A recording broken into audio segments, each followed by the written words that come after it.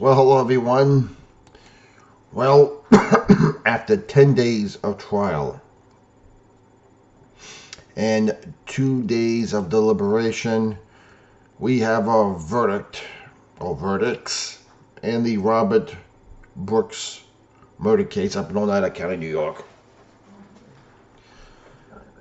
And to my surprise, only one of them was found guilty.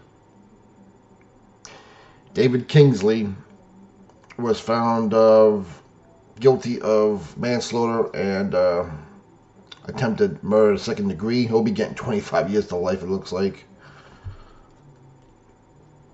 And Nicholas Kiefer and Matthew Gallagher were acquitted. How about that?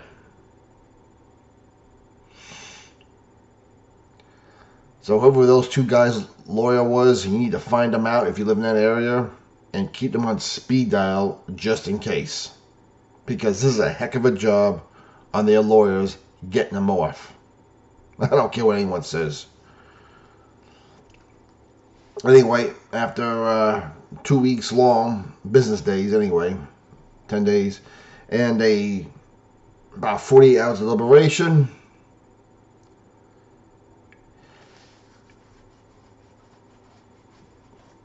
9 of the 10 people that were originally charged have gone through the process already. 2 have been let go.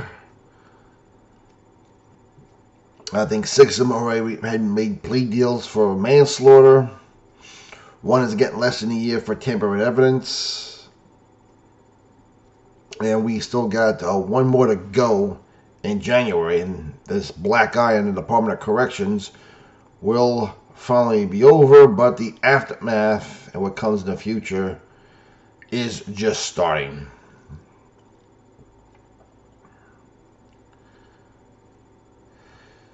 Alright, 6 of the 10 people were pleaded to guilty to manslaughter and other charges. The prosecutor, Bill Fitzpatrick, says he was satisfied that the men most responsible for Brooks' death have been held accountable. Well, that's the way you prosecute a fetus. I guess it's a victory for him then, in his mind. Now, what's he really thinking inside? We'll never know. Here we go. I wish we could have done more about the 2 defendants that were acquitted, but we have a great system, and I picked that jury, and I respect their verdict. All right. The evidence at the trial showed the officers did not realize that cameras were recording during the meeting. In other words, they had them off deliberately.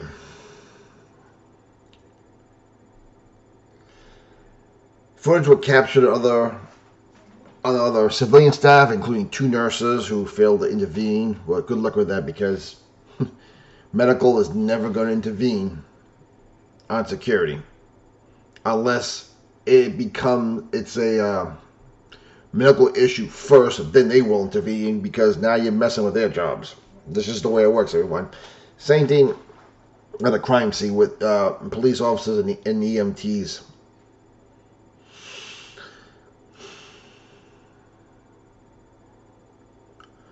But it looks like the main guy, David Kingsley, is getting 25 years to life. And Kiefer and Matt Gallagher will get to go home and probably somehow try to start a new life again. How? I don't know. How live in that area? I don't know. Who's going to hire them for work? I don't know. I mean, if they try to go for security jobs, I mean, this stuff's going to come up, so they're basically looking for a new career.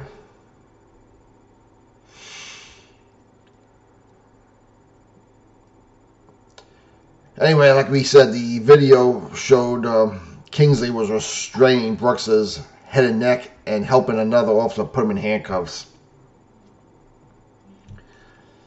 And his attorney argued that his actions were in accordance with his training. I don't think so. And law enforcement, at least here in New York, I guarantee tell you, they said avoid the head and neck unless you have no other options.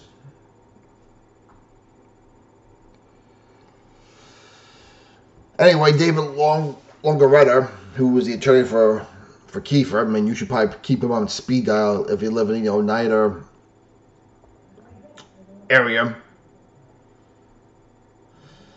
Said that in his closing argument, he tried to hold his client responsible for the actions of other officers who have already pled guilty. The prosecution's strategy in this case seems to have been charge them all and let the jury figure out. Well, the jury did figure it out, and Gallagher and Kiefer are going home. Kevin Lewinbrand, the other attorney you need to keep on speed dial if you live in the Oneida area, said his client should have never been charged. And the video showed Gallagher was out of the room when others struck Brooks. Okay, well, there you go. It was get them all, make the governor and the attorney general look, and the DA look good, I guess. And they also said that there are guilty people there who should go to jail for long periods of time, which has happened to about, about 6 of the 9 so far. But when you look at Matthew Gallagher's conduct, he was not one of the bad guys. Now, the interesting is, will he resign? Did he resign already? Or will he face departmental charges? Because if he faced departmental charges, it's a different ballgame, and you wonder, will he survive that? And if they fire him, he cannot get another job with another state per civil service law. So I cannot imagine he'll be staying long, him or Kiefer. Well, of course, for all this stuff, spurred new attention to conditions in state prisons and prompted lawmakers to pass an omnibus bill for more oversight. Yeah, because we need more oversight. What they need to do is get rid of the Holt legislation big time, because that has done nothing but cause headaches and problems to the point where it is not mentally and physically smart to work in a place like that anymore. Okay, because they had to bring this up. The officers, which is true, organized a 3-week wildcat strike as the Brooks case was unsealed. Well, yeah, over the Holt legislation. Don't them tell you any differently. Which basically is, if you don't know what the Holt law is, if you see my video for the first time, it's basically bail reform for inmates. The way in New York people are being let out, unless you murder someone, unless you go on a knife killing spree, or you're an active shooter who took out many people, you're being let out. And this is what corrections does. They pretty much, you can't charge the inmate for any wrongdoing inside the jail. And has made law and order inside the prison. Yes, you do need law and order inside the prison to basically to keep everything as copacetic as you can for a prison. Okay, then you get the bleeding heart here. Rosemary Rivera, a leader of End of Violence program in prison, said Kingsley's guilty verdict was read first. You could hear the sigh of relief, she said, and the other 2 verdicts were read. They were not guilty on all counts, and I felt the heat rising. Well, join a list of other cases that are like that. Of course, Her Majesty himself, the trans governor, Kathy Hochul, seeking the changes to the oversight bill, which were passed by the Democrats in June. She is considered whether to sign or veto it. Of course, the SCOBA Union for Correction Officers and other small agencies in New York have proposed changes to the Holt law that would make it easier for officers to direct prisoners into solitary confinement, and they should dump it all together.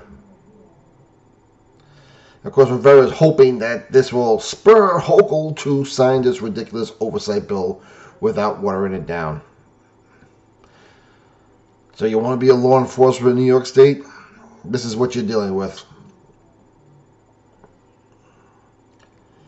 Of course, Rivera's hot air says the governor and legislature have a lot of reflection to do about what's happening in our justice system.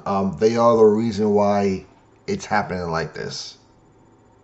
They make the rules, and the officers have to abide by this crap. And of course, Her Majesty Hochul says she was disappointed in the acquittals. Probably she wasn't paying attention to it.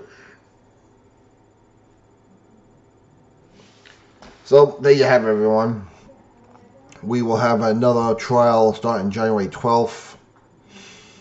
The 10th officer in this thing, and hopefully this nightmare for law enforcement in New York State and the Department of Corrections will be over, but it will be a training video for years to come in law enforcement and Department of Corrections.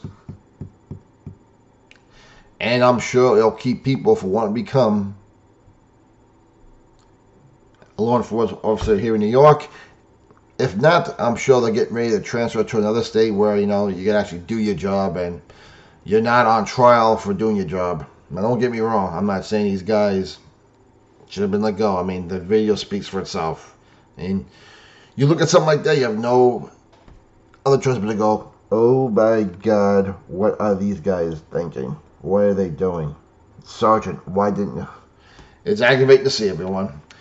Anyway, your comments down below. What's your opinion? I'd like to know. Keep New York State in prayer. Keep the country in prayer. We'll talk to you later.